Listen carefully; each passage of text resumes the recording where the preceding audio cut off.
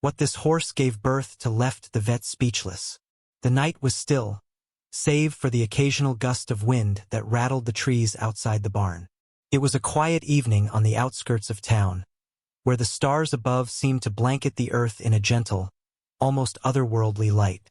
The sky was deep blue, with only the faintest hint of twilight remaining on the horizon. The barn, though old, stood with quiet pride, a testament to years of hard work and care. Inside, the warmth from the straw-covered floor clung to the air, mixing with the earthy smells of hay and horse, creating a comforting, familiar scent.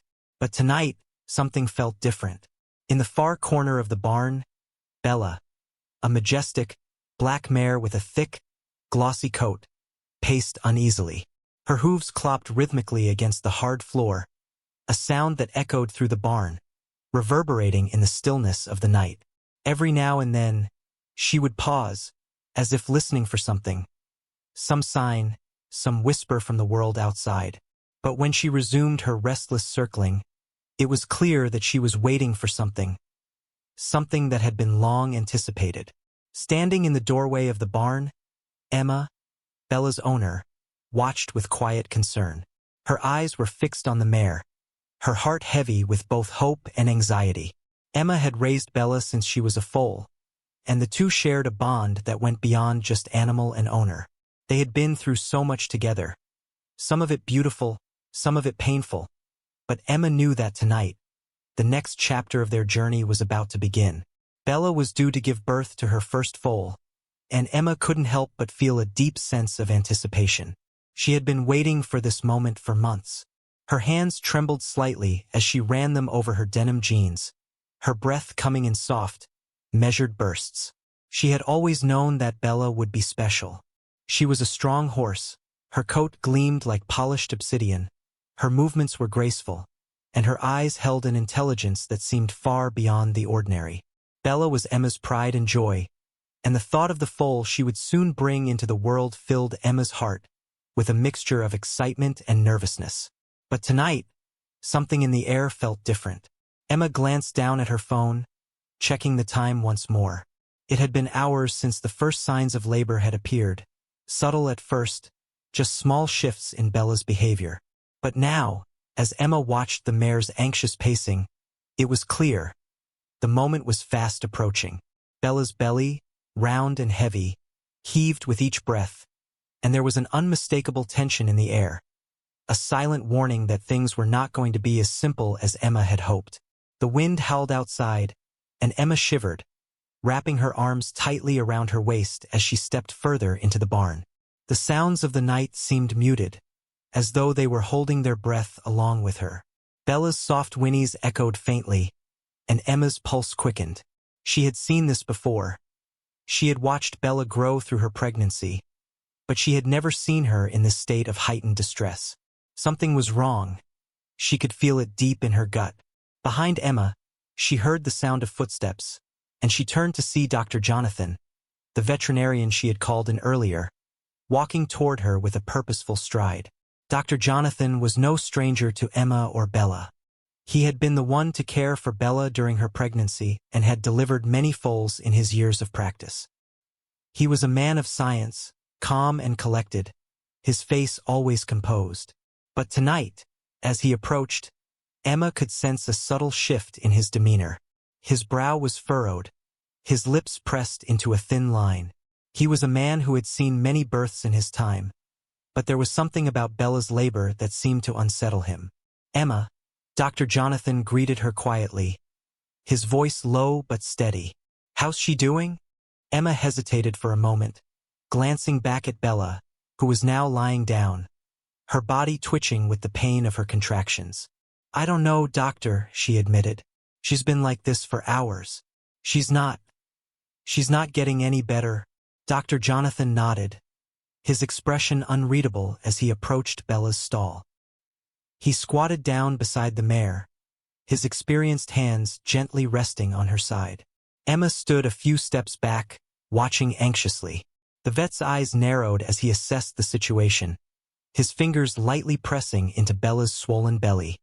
He took a deep breath, his face showing the slightest sign of unease. "This isn't how I expected things to go," Dr. Jonathan muttered under his breath. His voice was barely audible, but Emma caught the words. His calm exterior was beginning to crack. Emma's chest tightened as a wave of fear washed over her. This wasn't just any birth. Something was wrong. "What do you mean?" she asked, her voice barely above a whisper. Dr. Jonathan didn't immediately answer. He stood up slowly, his face pale, his brow glistening with sweat. He turned to face Emma, his expression serious, almost apprehensive. "We need to keep an eye on her," he said, his voice low. "This isn't like the other births I've seen." Emma's heart sank as the words hung in the air between them. The unease in the vet's voice was unmistakable. Something was happening to Bella. Something neither of them could fully understand. And as Emma glanced once again at the mare, she couldn't shake the feeling that tonight would be unlike any other night in her life. The minutes seemed to stretch into hours as Emma stood by Bella's side, her heart pounding with each of the mare's labored breaths. The barn, once a place of warmth and comfort, now felt heavy, filled with an eerie silence that pressed down on her chest. The quiet was broken only by the faint rustling of straw underfoot and the occasional sound of Bella's hooves scraping against the floor as she shifted uneasily in her stall. There was an unsettling stillness in the air, as though the world itself was holding its breath, waiting for something to unfold. Dr. Jonathan moved around Bella with measured precision, his hands expertly palpating the mare's abdomen, his brow furrowed in concentration. Emma watched him closely, trying to read his expression, but it was difficult. The vet's usual confidence was gone, replaced by a quiet tension. His eyes flickered over Bella's body, his fingers tracing the contours of her belly with practiced movements. But there was an edge to his actions, a hint of hesitation that Emma couldn't ignore. Is she going to be okay?" Emma asked, her voice trembling. She couldn't help herself. She had to know. The uncertainty was unbearable. Dr. Jonathan didn't immediately respond, his focus still fixed on Bella. The mare was breathing heavily now, sweat beading on her sleek black coat, her tail twitching in discomfort. Emma could see the strain in her eyes. Bella had never been one to show weakness, and yet tonight, she was struggling in a way that was unsettling. The vet straightened up, wiping his forehead with the back of his hand, and finally turned to face Emma. His gaze was troubled, and for the first time, Emma saw a flicker of doubt in his usually calm eyes. "Her labor's not progressing as it should," he said, his voice low, almost to himself. "The foal is in an awkward position. We might need to assist, but it's difficult to tell what's going on." Emma felt a chill run through her body, and she instinctively took a step closer to Bella, placing a gentle hand on the mare's neck. Bella's body trembled under her touch, her eyes wide and searching, as though she, too, could sense something was amiss. The vet's words had done nothing to ease Emma's growing anxiety. If anything, they had only deepened it. The tension in the barn thickened, and Emma's mind raced with worry. She had heard stories of difficult births, of mares who struggled and sometimes even lost their foals, but she never imagined it would happen to Bella. Not to her. Not to the mare who had been so strong, so steady, through everything. Emma could hardly bring herself to imagine the worst. Bella suddenly let out a sharp, pained whinny, and Emma's heart leaped into her throat. She rushed to Bella's side, her hand now firmly gripping the mare's mane. The mare's body stiffened as another contraction racked her, and Emma's pulse quickened in response. The pain in Bella's eyes was almost too much to bear. Emma held her breath, wishing there was something more she could do, something to ease her beloved horse's suffering. Dr. Jonathan moved swiftly to Bella's side, his hands moving expertly to assess the situation, his face tight with concentration. His earlier hesitation was replaced by a sense of urgency. "We need to be ready," he said, his voice carrying a note of command now. "We might need to help her deliver manually if the foal doesn't shift soon." Emma nodded, her fingers tightening around Bella's mane as she steadied herself. She could feel the weight of the moment bearing down on her, the reality of what might happen next making her stomach churn. She had always known that this day would come, the day when Bella would give birth, but she hadn't prepared for it to be so uncertain, so full of unknowns. Time seemed to slow down as the next wave of contractions hit Bella. The mare's body arched, and she let out a guttural cry of pain that sent a pang of fear through Emma's chest.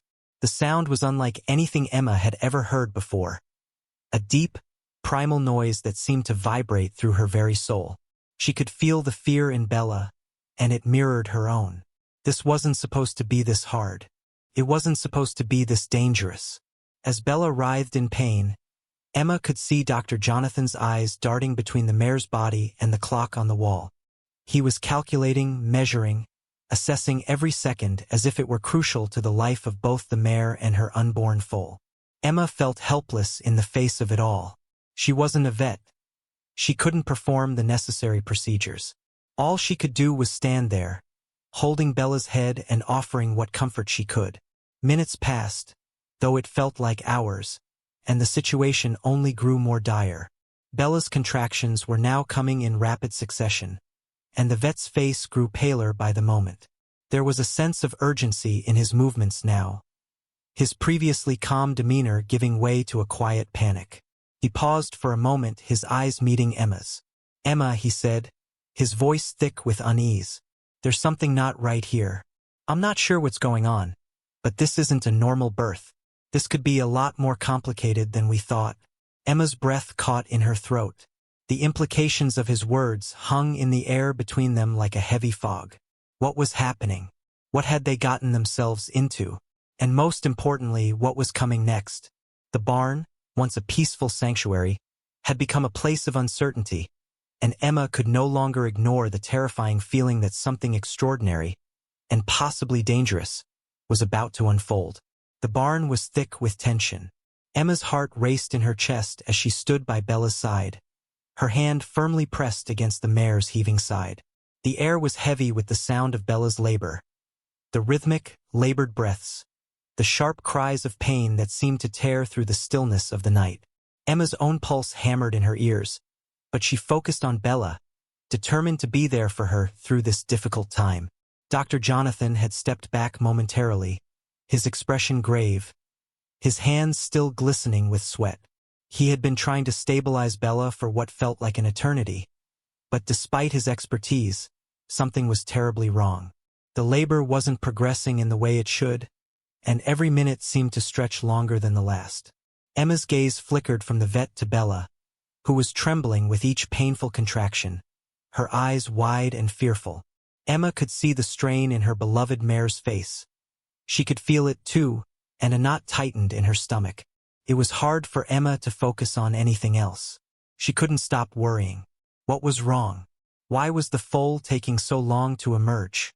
Bella's belly had been swollen with anticipation for months, and the day had finally come. This should have been a joyful moment, a miraculous beginning. But instead, it had turned into an ordeal that no one had prepared for. Suddenly, Bella let out a cry so sharp and painful that Emma instinctively flinched. The mare's body trembled violently, and then there was a sudden shift in the air, a change in the rhythm of the contractions. Something was happening. Emma's heart leapt into her throat. This was it. This was the moment they had been waiting for. The foal was coming. Dr. Jonathan moved in quickly, his eyes narrowing with intensity as he knelt beside Bella. His hands gently cupped the mare's abdomen, and he murmured a soft, reassuring word to her, though Emma could tell he was no longer certain of what was unfolding. His movements were swift but deliberate as he examined the birth canal, his face pale with concentration. For a moment, the barn was silent except for Bella's strained breathing, the soft rustling of hay beneath her hooves. Then the world seemed to slow down. Dr. Jonathan's hands moved with a kind of precision, but there was a tension in the air that Emma couldn't shake. "Emma," Dr. Jonathan's voice was low, almost hushed. "Something's not right. The foal, it's stuck." Emma's stomach dropped. Stuck? What did he mean by stuck? Her eyes locked on the vet, searching for an explanation. The weight of his words hung in the air, and for the first time, Emma truly felt the depth of the situation. This wasn't going to be a simple birth. Dr. Jonathan continued his work, trying to reposition the foal, but each attempt seemed to only add to Bella's pain and distress. Time moved in fits and starts. Minutes stretched into what felt like hours. Bella's labored cries became more frantic, and Emma's hands, gripping the side of the stall, began to sweat with fear. Then, in an instant, a strange noise broke through the tension. It was a faint sound, almost like a deep, guttural grunt, followed by the unmistakable sound of something soft slipping into place. Bella let out a shuddering breath, and the stall was filled with a sense of stillness, an almost unnatural calm. Dr. Jonathan pulled his hands back, his face frozen in disbelief. His eyes were wide with shock. Emma's heart skipped a beat as she looked from the vet's face to Bella's body, where the last of the contraction faded away. For the briefest moment, Emma thought everything was over. Bella had given birth. But then she saw what lay at the mare's feet, and her blood ran cold. It wasn't a foal. Emma's eyes widened, and a chill gripped her spine as she stared at the strange creature lying in the straw. It wasn't the familiar sight of a tiny, fragile foal with soft fur and unsteady legs. What lay before her was something else entirely. A large, round shape lay on the floor, its body covered in a glistening, slick sheen, its limbs twisted in unnatural angles. It had the features of something almost familiar but distorted, strange. Is that? Emma's voice faltered, her words trailing off as she stepped closer, her breath caught in her throat. She felt like she was in a waking nightmare. Dr. Jonathan, equally stunned, stood frozen for a moment before moving toward the creature with slow, deliberate steps. He knelt beside it, his eyes scanning the strange being with a mixture of disbelief and confusion. His hands trembled as he reached out to touch it, his fingers brushing against the creature's skin. Emma watched, horrified, as he slowly lifted one of its limbs. This isn't a foal," Dr. Jonathan muttered, his voice barely audible. "I don't know what this is." Emma could hardly breathe. The strange creature's eyes opened slowly, and for a brief moment, Emma could have sworn she saw a flicker of recognition in those eyes, like a reflection of something familiar. But it was too much. The creature before them was not like anything they had ever seen before. It was wrong.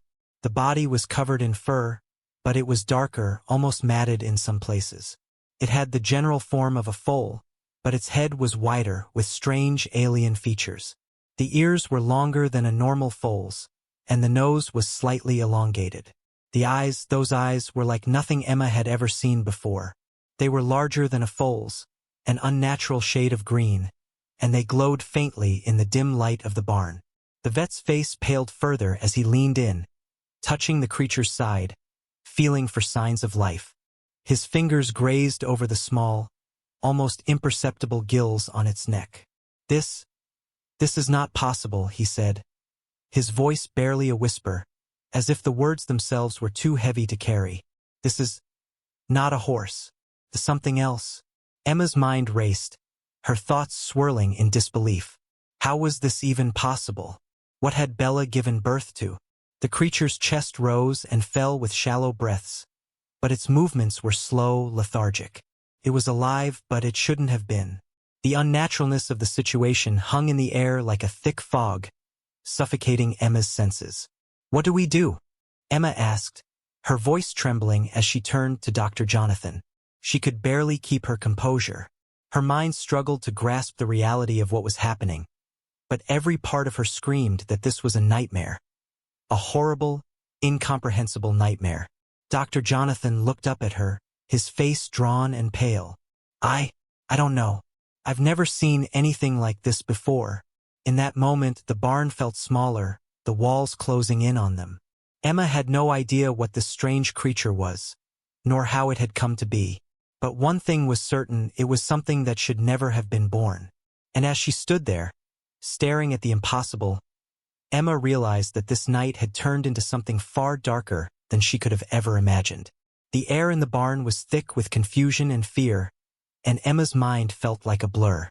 The impossible creature, lying motionless on the ground, continued to breathe shallowly, its strange eyes flickering open every few moments, as though it was trying to make sense of the world around it. Emma's knees felt weak beneath her, and her hands trembled as she clutched the wooden beam for support. She had to be dreaming. There was no way this could be real. The creature before her was a twisted, horrifying version of what should have been a foal, and it was unlike anything anyone had ever seen before. Dr. Jonathan stood frozen beside the creature, his mind racing as he tried to piece together what had happened. He had worked with countless horses throughout his career, seen foals born under the most difficult of circumstances. But this was beyond his comprehension. His gaze flickered back to Emma, and his expression was a mixture of disbelief and concern. Emma. Dr. Jonathan's voice was unsteady, as though he, too, was struggling to accept the reality of what they were seeing. I can't explain this. This is not a normal foal. There's no medical explanation for this kind of birth. Something's wrong, deeply wrong. Emma nodded wordlessly, too overwhelmed to speak. Her mind was reeling. What had happened to Bella? How had this creature come to be? And most importantly, what was it? The answers seemed impossible to grasp, like wisps of smoke slipping through her fingers. Dr. Jonathan took a deep breath and began to work methodically, pulling out his equipment and examining the creature with a level of professionalism that Emma could not quite muster. But the questions lingered in the back of her mind like a storm cloud that refused to dissipate. Was it a genetic mutation? Was Bella's pregnancy somehow altered? Could there have been something in the environment, something in the food she had been eating that caused this? None of it seemed to make sense. The hours that followed were a blur of frantic phone calls, hurried research, and attempts to gather more information. Dr. Jonathan had called in colleagues, some of the most respected veterinarians in the field, but none of them had any answers. They all expressed the same shock and disbelief. There was simply no known record of anything like this. The creature's physiology didn't match any known species. Its features, its size, its behavior, all of it was wrong. The more they examined it, the more they realized that whatever this being was, it was an anomaly, an abomination. As the night wore on, Emma sat by Bella's side, her mind swirling with dread and confusion. Bella, exhausted from the labor, had collapsed on the straw, her head lowered in a state of quiet despair. She had given birth to something unrecognizable. She had given birth to something dangerous, and it broke Emma's heart to see her beloved mare so vulnerable, so defeated. The creature's very existence seemed to cast a shadow over Bella's once joyful anticipation of motherhood. Dr. Jonathan finally called a halt to the examination. "We need to move this creature somewhere safer," he said, his voice tight with fatigue. "We can't leave it here. Not until we know more about it." Emma nodded, her heart heavy with uncertainty. "What happens now?" she asked, her voice barely a whisper. "What if it's dangerous? What if it—" Dr. Jonathan cut her off gently, placing a hand on her shoulder. "We're going to do everything we can to figure this out. We'll keep it contained for now, but we need to be cautious. If it's sick or if it's dangerous, we'll have to make the right decisions for everyone's safety. And that includes Bella." Emma could hardly bring herself to look at the creature. She had no idea what it was, or why it was here, but she knew one thing for sure. It wasn't a simple accident. This wasn't just an unfortunate birth gone wrong. There was something far more sinister at play here, something that no one could yet explain. The next few days were a whirlwind of investigations. Dr. Jonathan arranged for a series of tests, bringing in specialists from various fields, hoping to uncover some shred of explanation. Blood samples were taken from Bella and the strange creature, and the barn was locked down to prevent anyone from getting too close. Rumors spread quickly through the small town, and soon the local media began to take an interest in the bizarre event. But as the investigation continued, one thing became increasingly clear. No one had any answers. The creature's DNA didn't match any known species of horse, or any animal, for that matter. It didn't even resemble a hybrid, as some had initially suggested. The anatomy was completely foreign, its internal organs and structures unlike anything seen before. Some tests revealed small traces of a substance that resembled an ancient, long-extinct form of genetic material, but there was no explanation for how it had ended up in the creature. It was almost as though this being had been genetically engineered or perhaps created by some force that was beyond their understanding. Emma sat in the makeshift lab where the creature was being kept, staring at the strange creature through the glass, her mind a whirlwind of emotions. She felt a strange sense of responsibility for this thing, this unknown being, and yet she was also terrified of what it might become. How had this happened? Who or what had caused this? And most chilling of all, why? What was the purpose behind this creature's creation? Then came the breakthrough. It was a late night when Dr. Jonathan and his team finally found something that might explain it all. One of the specialists had been going over the blood samples again when they discovered an unusual marker in the creature's cells. It was faint, but unmistakable. The genetic material had traces of something far older, something from a time long before horses roamed the earth. There were references to ancient experiments in the data, forgotten experiments, hidden in old research journals and government files. The revelation hit Emma like a ton of bricks. The creature wasn't just the product of a freak accident. It wasn't even natural. It was the result of something far darker, something that had been hidden away for generations.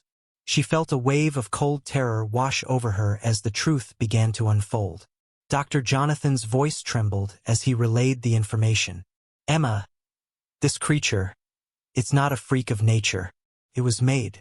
This wasn't an accident. Someone or something engineered it. And if that's true, it means there's a bigger story here. Something we don't understand yet. Emma's mind reeled. She had thought this was the worst thing she could imagine. But now, as the pieces of the puzzle slowly came together, she realized the truth was far more chilling than she could have ever anticipated. The creature before her wasn't just a mystery. It was a key to a much larger, far more dangerous secret that had been buried for far too long. The barn was quiet, the only sound the soft shuffle of hay as Bella shifted in her stall. Her eyes tired but filled with a quiet sense of resolve. Emma stood by her side, her hand gently stroking the mare's side, the bond between them stronger than ever. Over the past few days, things had been changing. Not just for Bella, but for the strange creature that had been born. The answers, however cryptic, had slowly begun to reveal themselves. But the truth was, they were still unsure of what the creature truly was, or why it had been created. Yet Emma had come to a realization. She could no longer deny the undeniable connection that had formed between them. The investigation had led to dead ends in many ways. The creature's origins remained largely unknown, and the more they learned, the more they realized there were no simple explanations. It was no longer about understanding the science or unraveling the mystery. It was about something deeper, a truth that had to be faced, even if it didn't make sense. That night, as Emma sat beside Bella in the barn, her mind settled into an uncomfortable peace. The creature, who they had now named Juno, after the Roman goddess of mystery and transformation, was now more active than it had been since its birth. At first, it had been disoriented, its body weak, barely able to stand. But over time, its strength had grown. It was unlike anything Emma had ever seen. Its movement fluid and unnatural, yet there was a quiet intelligence in its eyes, an awareness that sent a chill down her spine. Emma had been keeping a close eye on Juno, as Dr. Jonathan had recommended, but there was no longer any fear.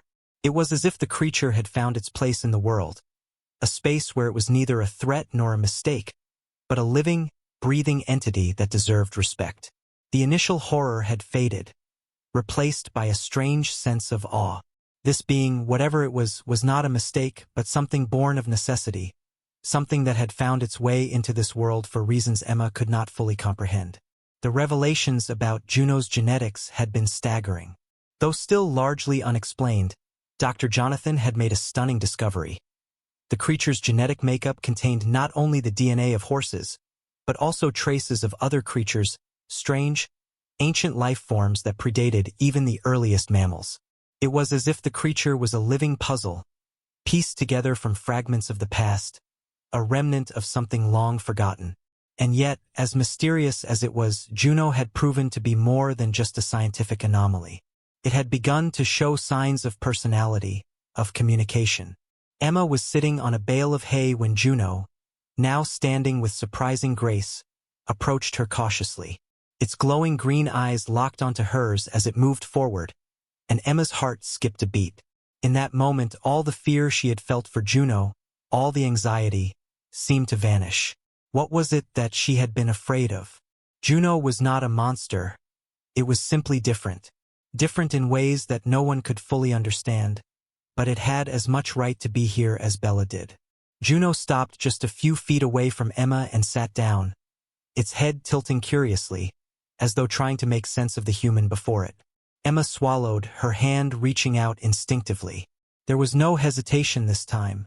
She was no longer afraid of it. Slowly, she extended her palm, letting Juno make the decision to approach her. It didn't hesitate either. In a fluid movement, it leaned forward, sniffing her hand cautiously, then brushing its head gently against her palm. Dr. Jonathan continued to visit periodically, though he had long since run out of explanations. The tests on Juno's DNA had revealed only fragments of information that led to more questions. But even he had come to the conclusion that the creature could not be categorized into any known framework. It was not a hybrid, nor was it an engineered experiment. It was something completely new, something that defied logic and science yet existed all the same. And perhaps that was enough.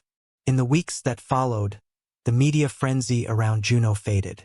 The world moved on, preoccupied with its own concerns, leaving Emma and her family to continue their quiet life. But in the depths of her heart, Emma knew that Juno had changed everything. She had learned to accept what she couldn't understand, to cherish what was beyond comprehension. And in doing so, she had unlocked a new understanding of herself, of life, and of the universe itself. Juno, Bella, and Emma had come to represent something much larger than any of them alone. They were symbols of resilience, of acceptance, of love in its most unconditional form. It wasn't about what Juno was or where it had come from. It was about the connection they had all forged, about the quiet but powerful bond that transcended the physical and the rational.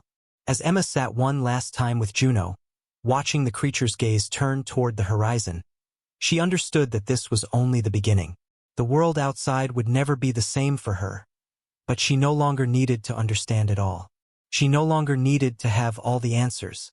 Life, in all its complexity and mystery, was something to be embraced, not solved. Juno, Bella, and Emma were a family, and together, they had uncovered the greatest truth of all.